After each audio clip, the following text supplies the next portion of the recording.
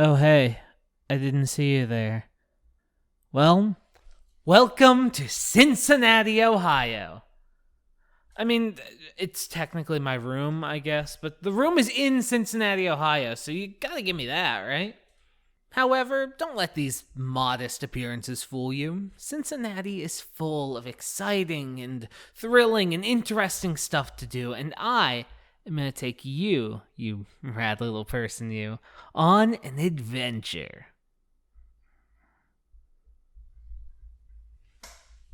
So I tried to do as much as I was able to in one weekend to give you a taste of what might be possible should you come visit.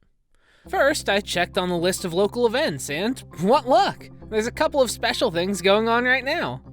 I drove off to start this nice sunny day by watching Danger Wheel, a downhill derby race.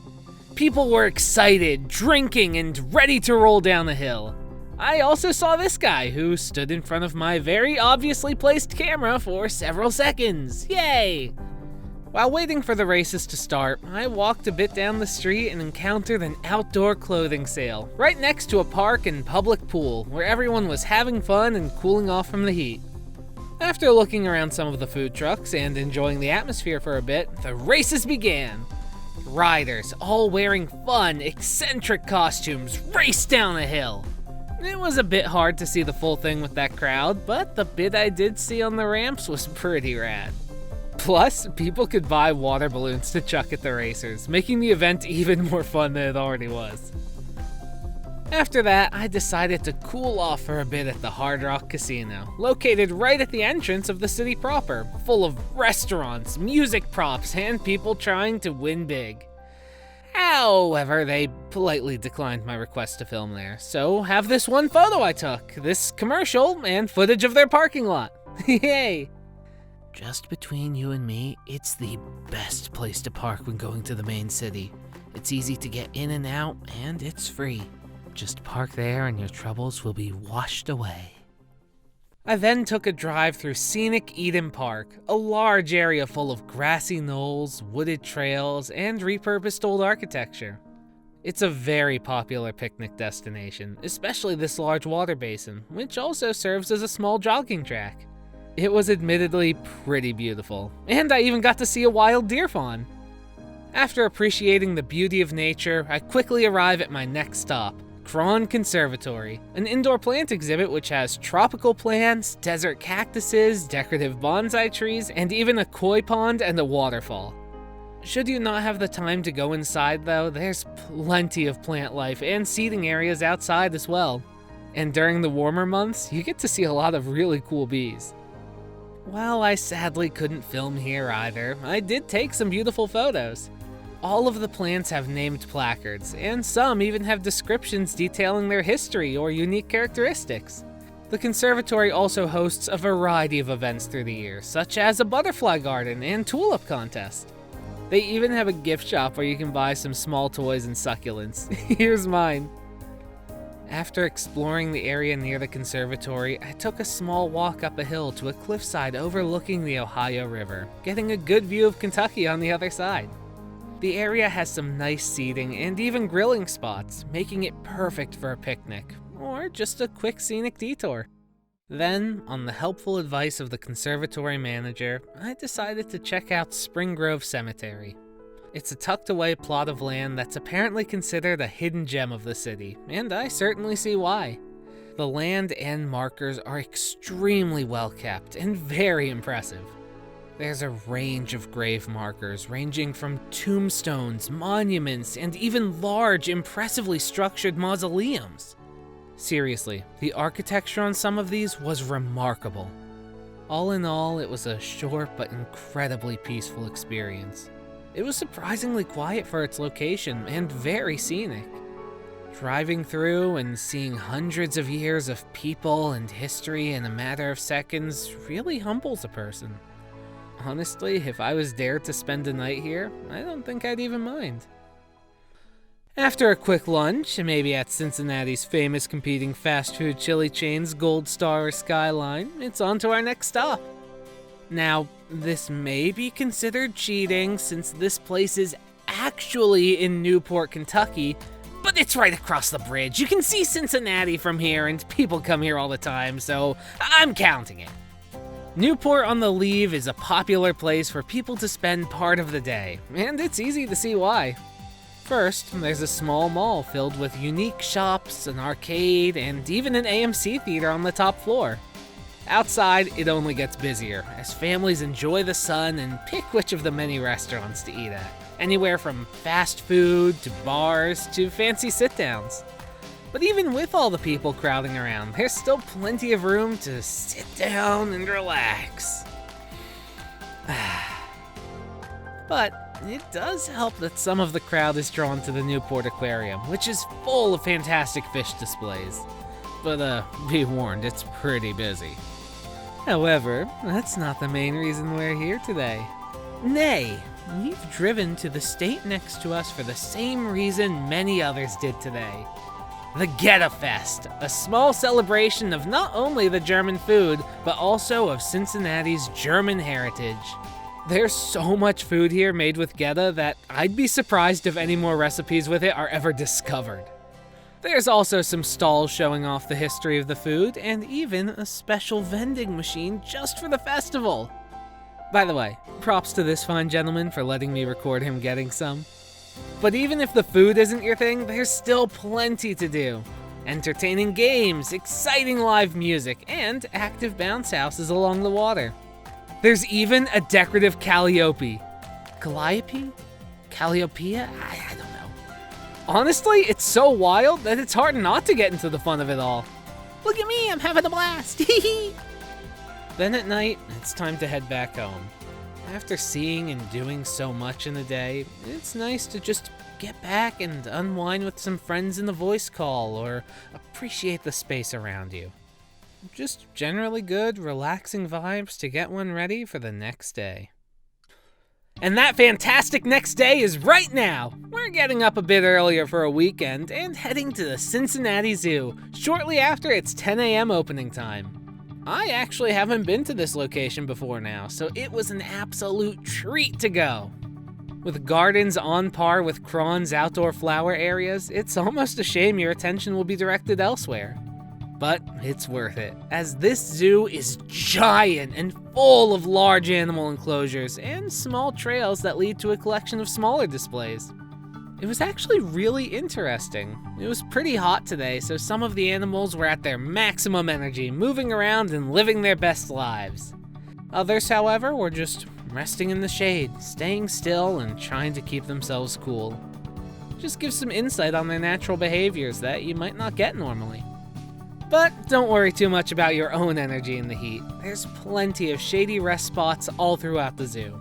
Along with that, there are frequent air-conditioned buildings with dedicated displays, such as reptiles, nocturnal animals, and even a very fascinating bug exhibit. I think my favorite was probably the open aviary, where the birds kept there could fly free, and sometimes even get curious and come up close, like this little guy. There's also some other more hands-on exhibits, such as giraffe feeding, snake handling, turtle petting, and even a walk-around exhibit with free-roaming kangaroos. That's wild! There are also some water exhibits too, showcasing water-dwelling birds, mammals, and even a few straight-up fish tanks. Plus, due to being out in the open, there's more than a likely chance you'll get to experience some native wildlife, which the zoo openly welcomes and has displays on as well. I got to see some wild turtles. Even if you worry all this isn't enough to keep your children entertained, there's still tons of stuff to do outside of the animals. There's some nice restaurants, picnic areas, and bars should you want to stop for a meal. And along a lot of the trails, there's some entertaining gymnastics equipment to keep kids busy for a few moments. I wasn't the best at it myself. There's a live bird show where trained avians of all shapes and sizes get shown off. Heck, there's even a giant rope course overlooking the kangaroo exhibit you can do if you want. What I'm trying to say is, there is a massive amount to see and do here. One could easily spend a whole day here with zero issue and have a great time while doing so. Sadly, we have to head off a bit too soon in order to get to and enjoy our next destination. But first, all that walking in the heat made me a bit hot and tired. Probably you too, right? So, on the way, let's stop at United Dairy Farmers, the main convenience store branch of the area. Not only is it just a convenience store, and often a gas station too, but it's also an ice cream shop. It's pretty good, and I'm glad I stopped for a little detour. Our final stop on this adventure is Kings Island, a famous amusement park that attracts not just fans from around the city or country, but all around the world. With a long and storied history dating all the way back to 1964, it's one of the prides of the city. You're greeted with an impressive water display and giant Eiffel Tower replica, 1/3 the size of the real one in France. While it is possible to take an elevator to the top and see all the sights, it was unfortunately closed today. But I do recommend doing it when you have the chance. The view is phenomenal. Thankfully, there's still plenty to do around the park. There's live theater, dance, and stunt shows that are a great way to rest your weary feet and be entertained all the while. There's a bunch of restaurants and a beer garden, all with different and fantastic food. I recommend Potato Works. The specialty fries are great and super filling. And if it starts to get too hot, you can walk or take a train ride to the attached water park, same admission. There's even a nice, relaxing shaded park, with tablets on the ground detailing the park's history. However, the main reason most people come here are, of course, the rides. Along with relatively standard amusement park rides, including brand new ones in the recently opened Adventureport area, there's also many thrilling roller coasters. There's the simple but high-speed Banshee, the cinematic backlot stunt coaster, the space-themed Orion and Flight of Fear, the serpentine-like Diamondback, and, of course, their flagship coaster. This coaster is infamous and knows it. Back when it opened in 1979, it broke nearly every record at the time. It still holds the achievement of longest wooden roller coaster at over 4 minutes of ride time. It even has an actual park canon lore about a dead son. It's true, look it up. That's right, the Beast. If you come to Kings Island and don't ride the Beast, you're a fool in all honesty. It's an incredible ride that takes place almost entirely in the wooded backyard of the park.